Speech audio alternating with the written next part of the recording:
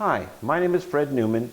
I'm the owner of the View Camera Store, and I've been asked some questions by some photographers. They want to do black and white, and what do they need all the components just to process the black and white film alone. So first we have the 4x5 tube kit. I just got a couple of tubes in here. The developer I'd recommend, let's start with developer first. I kind of like Ilford, so I'd recommend the Ilford ID11. It comes in a 1 liter package. So what you really need for that is, let's get all our stuff together. A 1 liter graduate. You can get these at a lot of times in the kitchen department. They're really nice and solid. A nice thermometer so you get the right temperature, because you have to mix it at a certain temperature, and then you want a particular temperature, usually like 70 degrees, to process your film. And since this is a powder, you're going to want to stir to put it into solution. And then what you're going to need for that is a few glass bottles to put your developer in. That's the only chemistry you're going to save once you start it up. Okay, now when you're going to mix your developer for processing, what I'd recommend is either getting a half a liter graduate, and since usually with ID11 it's 1:1, you could put, let's say you're going to do, let's say 3 sheets of film, that would be 3 ounces of water and 3 ounces of developer.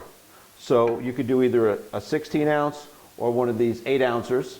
And then what I like to use is a little tiny one, so I could fill this up. Since each of the caps take 2 ounces of developer, you could pour it from here, pour out 2 ounces of developer into here, and then your 2 ounces go into each cap. And you'd repeat that for all the tubes that you have. So that's what you need for developing. Now for the stop bath, I'd recommend getting a tray like an 8x10 size tray, because once you take the film out of the developer, as we showed in the video, just open the tube, put it in the stop bath, roll it around, fits perfectly in an 8x10 tray. Now for the chemistry, I would just use, one of my favorites is Ilford Ilfastop, and since you're only going to use the chemistry for that day and then toss it, I'd recommend using, you got your 1 liter graduate, so you have 1 liter of water, and I would use 30 milliliters of stop bath. Put the stop bath in first, then put the water in, and you've got your stop bath all set. Now for the fixer, if you can't find the film hangers like I show in the video, or a little tank that holds 4x5 film hangers, just a plain old 5x7 tray. And since it's 5x7, you're not going to use a whole lot of fix. The fixer I kind of like is, once again, Ilford Rapid Fix, and this is diluted 1:4.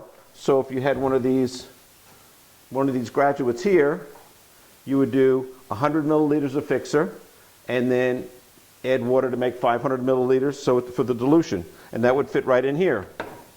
And let's see what else we got here. For the for washing, I'd recommend getting like an 8x10 size tray, and just wash it and fill it and dump it about 5 or 6 times with the Ilford wash.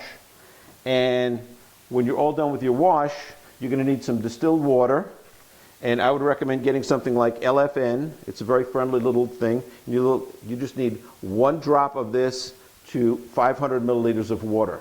So this little thing will go a long way. Now for timers, you could use your watch. You don't need a fancy timer. They all have stopwatches. Or you can go to one of the kitchen departments and buy yourself a little timer with a stop-start.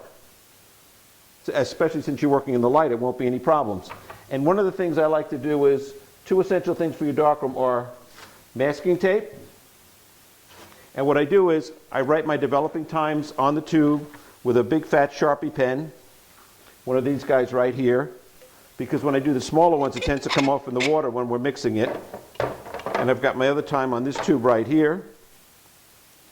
And one of the other things I recommend, since I get a little distracted when I'm spinning tubes, is make yourself a little chart with your developing times so you can keep it right in front of you.